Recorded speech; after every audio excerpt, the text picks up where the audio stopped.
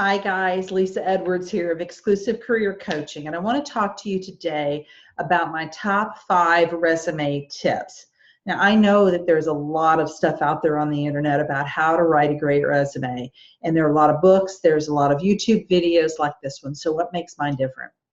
The biggest thing I can tell you, besides the fact that I've written over 1,000 resumes for my clients, is that I am one of fewer than 25 master resume writers in the world, and that is the highest credential available to resume writers, so I know my stuff. So let's start this conversation by talking about what a resume really is and what it needs to do. So let's take this at a very high level to begin with. Your resume should be a marketing document that positions you for the job that you want. It is a marketing document. I want to say that again. You are a product and your resume is marketing you. And there are 3 things that marketing document should do for you. It should differentiate you from your competition, talk about your brand and what your brand attributes are. It should provide evidence of your achievements throughout your career, and even if you're just starting out, you've just graduated from college, you still have achievements you can talk about in your resume. And it should compel the reader to call you for an interview. Generally speaking, people don't get offered jobs directly from their resume. They get offered interviews, and then they have the opportunity in the interview to sell themselves. So those are the 3 things that your resume should be doing. But what I see for most resumes that come to me is that they're what I call a data sheet. They're very static. They don't market you. They say, here's where I worked, here were my job duties, lather, rinse, repeat. So from a marketing standpoint, what you're saying to an employer is, I had a job to do, here's what I was paid for, and I did it. It's not very compelling. So what are these 5 things that you need to do to make your resume really stand out from the competition? Number 1 is you want to separate out your job duties from your achievements.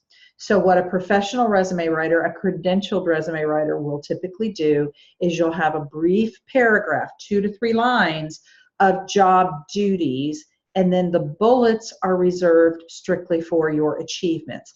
Those are those things that are evidence of how well you performed that job. I'll talk about that a little bit more in a moment. But you want to keep the job duties brief. They often have keywords in them that are important for applicant tracking system, for the computer that manages this process to pull you up as a viable candidate. However, that's not what's going to sell you to the human being, the human eye that's going to look at your resume. It is those achievements. And I recommend that you have no more than 5 bulleted achievements, at least hopefully 1 or 2 for each position that you've held. So that's number 1. Number 2, I want you to begin each of those achievements with high impact verbs. So you want to keep that formatting consistent. So you want to have, if they just scan down your resume, they say created, developed, managed, articulated, controlled, blah, blah, blah. So the action verb for each one. Please, please, please don't use the word responsible on your resume. Responsible for in terms of job duties, or certainly in terms of achievements. Responsible simply tells the employer, I was supposed to do this, but you haven't articulated whether you actually did it. It's a waste of space. So if you were responsible for managing something, then just say managed it, not responsible for it. But those job duties or those accomplishments rather, you want to start each one of those with an action verb. So that's number 2. Number 3, I want you to provide metrics whenever possible that show evidence of how well you did that job. So if you increased something by 34%, you decreased something negative by 16%, you improved bottom line profitability by something, you increased the raw numbers of people for something, or decreased the number of decreased turnover, whatever it is. It can be percentages, it can be dollars, it can be raw numbers, but whenever possible, provide metrics.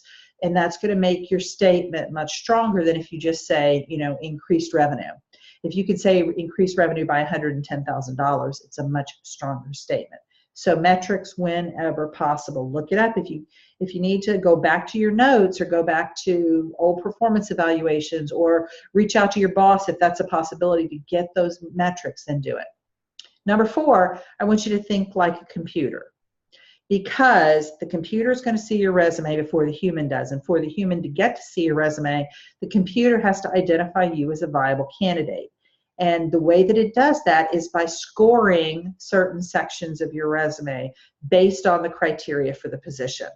So what I'm simply saying is you want to take the job description that you have in front of you for this position, right? Make sure you get a job description. And then look at the keywords in that job description and see if they're present on your resume. If there are words like hardworking, team player, those are typically not the words that the ATS is going to be scoring. It's going to be scoring certain credentials, certain academic requirements, certain years of experience in a certain thing, a certification. Those are the things it's going to be looking for. So look at that job description. I go through it with a highlighter manually and highlight the things that I want to look at. I want to go back to the resume for my client and see, are those words, are those things present in their resume? I'm either going to put them in there at that point, or if I'm not sure whether they possess that thing, I'm going to ask them about it. So that's number 4, is including those keywords so that you can make it past the computer to the human. And then finally, you want a clearly articulated branding statement on your resume. And this is up at the top of the resume before your job description starts. Please, if you have an objective on your resume, immediately remove that objective. Do not pass go. Do not collect $200. Here's the problem with an objective. It's all about you. You're telling the employer what you want, and the employer doesn't care. The employer wants to know what you can do for them. And that's what a clearly articulated branding statement that differentiates you from your competition has going for it. So what is it that makes you different? Please don't be vanilla here. Ask some people. Work with a professional like me, because I promise you, this is one of the main things I do with my clients is I dig this information out of them. We go so deep on this brand, and here's the payoff for that. Not only do I need that information for their resume and their LinkedIn profile, but they are getting so clear in their mind about the value that they can bring to an organization that when they get to the interview stage, they're like way up here compared to most of the candidates they're going to be competing against. They're very clear in their own mind about what their value is. So I'm not going to go into a lot of detail here about how to develop that differentiated brand, other than to say that you need one.